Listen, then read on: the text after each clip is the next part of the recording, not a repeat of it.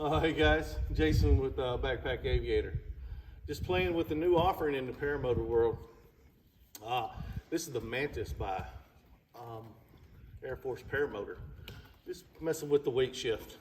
So anyway, I'd like to do a little review on this paramotor itself, and I want you to come along with me and see if this new paramotor is the paramotor for you.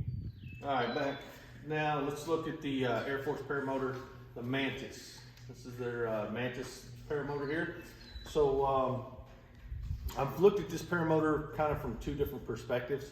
I look at it from the school perspective, and two, from a personal perspective. Who's it for? Who would be interested in this machine, and what its capabilities are and design features. So one of the things I like about the machine is very rugged. It's all aluminum machine, so we start out with T6065, and then move in as you get to the machine. It's T7075 aluminum. Really rigid construction. So I want to talk about some of the features and what I like about it from both perspectives, both personal and from the school. So let's start from a school perspective, is its rigidity and its toughness. So starting out with 6 bars here. So we have 6 bars to give that hoop a very rigid design. It's very tough, won't flex on power forwards, and also for impact.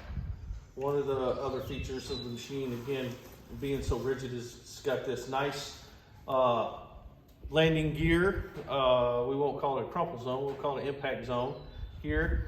It gives you about 8 inches of spine protection. If you sit down, you know, when you tell a student, don't sit down, don't sit down, don't sit down, they do anyway. Their butt's not gonna hit the ground. So they have about 8 inches of really back, butt, spine protection when they hit the ground. So I like that. I like the thickness of the arms. They're 3/8 inch thick T775 aluminum. Very rigid machine. So I like it from that perspective. There's a lot of ingenuity Brian did in the design of this thing. So let's kind of talk about attention to detail. So we'll start with the arms, are kind of the big part of this machine, is that each connection point is a bearing. So there's actually a bearing surface in there, so it's not metal on metal. There's a metal and bearing. And again, he goes with the correct shackles, correct weighted shackles, and the correct bolt. The bolt that goes through is completely slick until the end, where the threads are here at the end. And of course you have the safety ring to keep them from backing out. But being this is bearing surface, there's not metal on metal, and that the right pin, so it won't wear out. So that's really good. I like the way he does his torque offset. Torque offset on this machine is done with 2 Dyneema straps. Each one's about 5,000 pounds a piece. So you got 10,000 pounds of load strength here, plus the harness. So it offsets the carabiner, and so you don't have this big bolted aluminum piece either on do your offset. That's the way it's set up on both sides here. You use your carabiners to offset vices a big metal bracket here. Another thing I like about the arms is that they're in a aluminum shoulder here. It's completely encased with a custom aluminum bracket inside the frame there, but it takes away from shear loading, right? Being that it's in the shoulder, it's shear loaded. There's a 3/8 aviation grade bolt, and it bolts into the arm here. So it's actually threaded in to this arm, and it takes all the shear loading out. And of course, every surface has got you can kind of see the bearing there. Every surface has got a bearing, and there's no shear load to worry about this breaking.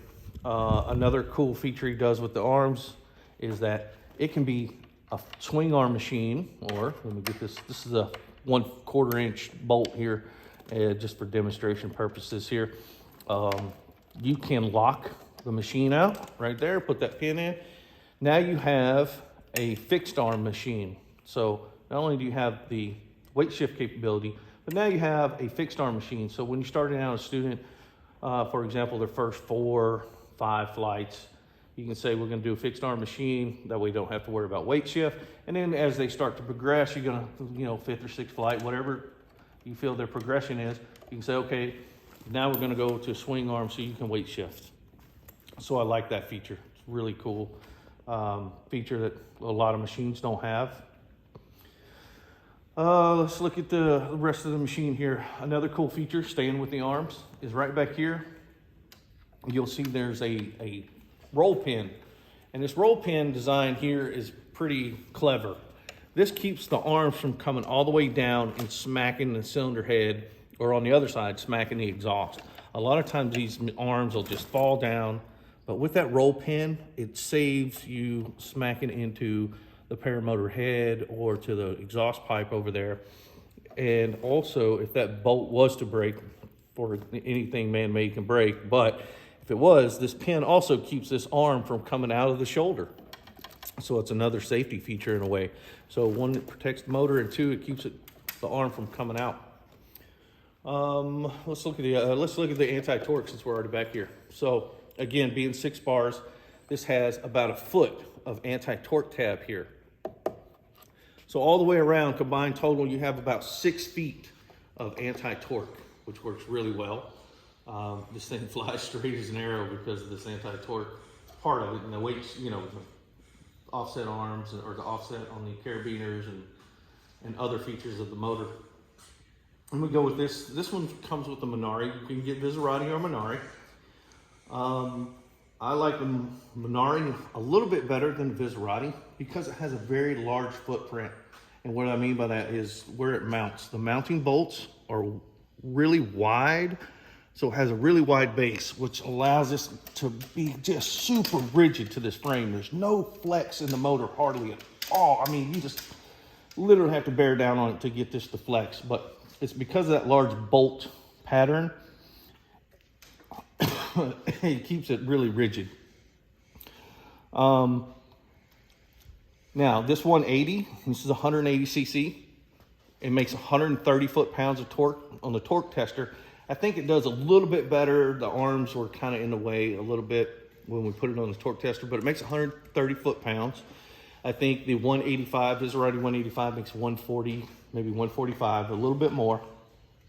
But this is also a smaller cylinder. So really good, makes plenty of power. It comes with the 130 prop, 2-blade E-prop. Of course, you can go aftermarket and get a 3-blade prop if you want to, whether you like Helix or whoever.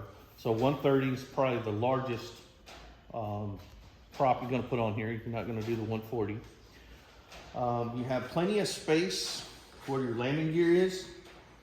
So if you like to do cross countries or want to backpack out somewhere and you want to put some camping gear or whatever, you can easily tie it down through the aluminum struts here and keep it away from the prop there, no problem. So you have some of that. And let's see, another thing about the Minari, the way it mounts, all the bolts face one direction. They're all facing out so you can get to them. They're not going this way in several directions. So with the Minari engine, all the bolts face one way and you can get to them very easily. So the Minari motor is a really good option. I'm liking it so far. Clutch driven. So it's really finding its home here. As we go around, you notice the spars are bolted in here and bolted in here or riveted in. So, and I'll talk about that just in a little bit here about maintenance and upkeep and stuff like that. So another feature I like about it as well is that you notice the harness here. Most frames that are stack frames do have this little cutout here but they're hollow. And these have been known to break on certain units. This has a 3/4 inch bearing block in between the plates, both sides, so that this strap is not gonna pull through there. You'd have to pull that 3/4 inch bearing block out through the frame. So it's really well designed there. I like that. Another feature of the stack plate here is that you can get to, this is the pull unit. So if you need to replace your cord or the springs, you have an issue with your pull cord, you can get to it very easily without taking the motor off. Just 4 bolts, pull your starter off, place the springs and the line, whatever you need. Again, get right to your primer bulb right there. You can get to it from the front or the back. A nice little opening there. One of the really cool features that I like is he adds these tabs. So Brian did a great job on this right here. He adds the tabs for the harness, right? So most people have seen the strap here that goes to the harness when they have a swing arm machine to adjust it. But these right here hold the harness to the frame. And what that does is, if you've ever seen a paramotor take off and the person's butt goes one way and the paramotor goes the other way, and during the torque effect, what that does is it's fixed. So now it reduces that torque because the harness is just fixed to that frame. So now it has to move your whole body weight. So it helps eliminate some of the torque effect by being connected straight to the frame, really tight. It don't move. So that I like that feature. That's a really good feature on this machine. What's another good feature? That it's got a nice rake. The bend angle here allows the machine to kind of scoop you up without having to do a weird thrust angle. Since the frame is angled, the thrust angle don't have to be so extreme, and it just scoops you right off your feet when you take off. It's really nice. Really well thought out machine here. So as a school machine, like I said, I look at it from the rigidity. Again, you got a nice space for it to take a hard hit, take a hard landing. If they flare too early and they hit hard, or if they sit in their seat early and touch back down and hit the ground, you have nice spine protection. You have, like I said, at least 8 inches before their butt or back hits the ground. We'll talk about being super rigid with these spars. I like the spar idea instead of frame sections where they're getting to cost like $200, and then you got to pay shipping and all that. Now you got spars, and these spars, if they get bent, and this is usually the side that gets bent, you can just unscrew here, replace the spar, no problem. One of the lower spars, 3 rivets, 1, 2, 3, 1 bolt, 3 rivets, replace the spar, and now you're back in business. And again, you're just replacing the aluminum pieces versus cage sections, which makes it more economical. Let's talk about from a personal unit, like if it's a personal unit, who is this unit kind of for? It's someone who's just out of training, or someone who's on a budget and wants to have a machine to get every bit of money they put into it out of it. It's going to last you a long time. It's very rigid, very tough. Don't quote me on the price. Prices fluctuate. We all know that with the economy and material and stuff. But made in America, very important. Made in America. It's around the $7,000 range, so it's budget friendly. So if you're on a tight budget and you want to get into paramotor and you want a frame that you can fly every dollar you put into it out, this is probably the unit that you want. Because it's going to take the bumps and the hard hits and last you. So that's kind of the personal side. What are the pros and cons? Let's be honest. Not every paramotor is absolutely perfect, and there's pros and cons with every unit, right? So some of the cons are, let's get that out of the way. Some of the cons are the gas tank. Let's be honest. Most of the units out there are flying off the shelf gas tanks you can purchase, right? So this is a Visorati gas tank. I just don't like the field cap where you fill it up. It's not the best. Same thing with your field lines. They're not marked coming off the shelf, so you have to do your own. You know, so I got about 25 hours on this machine, and I've had to make my own marks to see in your fuel mirror. Now here's a shameless plug that I don't even get paid for. So check this out. So if you want an excellent fuel mirror, the key back, right? Key back fuel mirror. I see a lot of people use these old cheap Chinese ID badge things. These tend to break and have all kind of problems. I like key back. They're more expensive. They're guaranteed for 1,000,000 pulls. I like these. These are excellent. So if you're looking for a fuel mirror unit, that's the one to get. Just a shameless plug for them. I don't get nothing out of it. Instead of the old ID badge things, crappy ones. Some people, it may be a con, it may not be a con. Some people like color in their units. They want them green or red or whatever. With this stainless steel, or not stainless steel, I'm sorry, this brushed aluminum, raw aluminum color, this keeps your paint from getting chipped. These are always chipped on the arms, if whatever color you got. Paint will also can cover cracks or issues with the frames. Maybe you don't notice the bolts loose or whatever. With this raw aluminum color, you can take a Scotch-Brite and just scratch it and clean it up, and you'll just wipe that aluminum color back to whatever. But if you really have to have, personalized color, you notice I wrapped the anti-torque tabs and kind of kept the theme with the Minari red, the Dudek power seat red. And so I kept with the red, white, and black. You know what I'm saying? Just kept that color. So you can also put wrap on these to give it your unique color. So that may be or may not be a con for some, but that's how they come, just raw aluminum color. Let's see, what would be the other con is it doesn't break down. Now remember I was talking about replacing these spars. They're just spars, they're not sections. So what happens is it's connected here and at the bottom, so once it's assembled, it stays together. It doesn't break down in sections. That may be a con for someone who doesn't have a pickup truck or a bumper style carrier where you can just strap it down. But it doesn't break down. It's one solid unit, so it don't break down in sections. That may be a con for some people. So that would be the cons. The pros are it flies straight with the anti-torque. With the anti-torque, the carabiner offset, it just has a really nice flight to it. When you take off, she stays straight.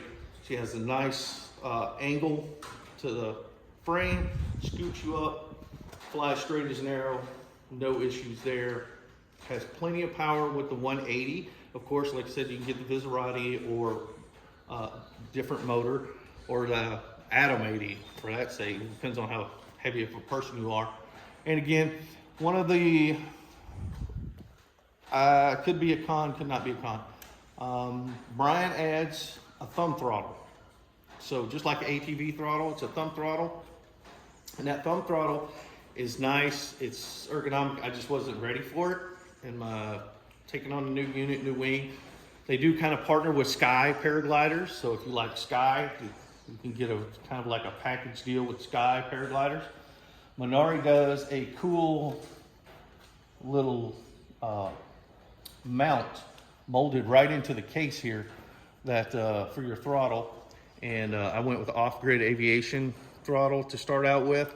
And this is a custom length, a 58-inch custom length to make the left-hand throttle. So there is some customization to it if you want that, or you can do the right-hand thumb throttle. Very interesting design. I recommend you at least try it. You could always change to that later. But for the price point, it's a very rigid, tough machine that's going to last you a long time. And don't quote me on the price, but these are going to run about $7,000, give or take, supplies and materials and so forth. So it's just, man, it's built like a tank, flies good, and it only weighs, now again, that's what the Minari motor weighs 2 pounds more than the Visorati because of the way it's good footprint and very a little bit more material in it. So that weighs 2 pounds more, I believe, and I believe this harness weighs 2 pounds more than the APCO Lite. So this will run, as it sits, she's sitting at 68 pounds.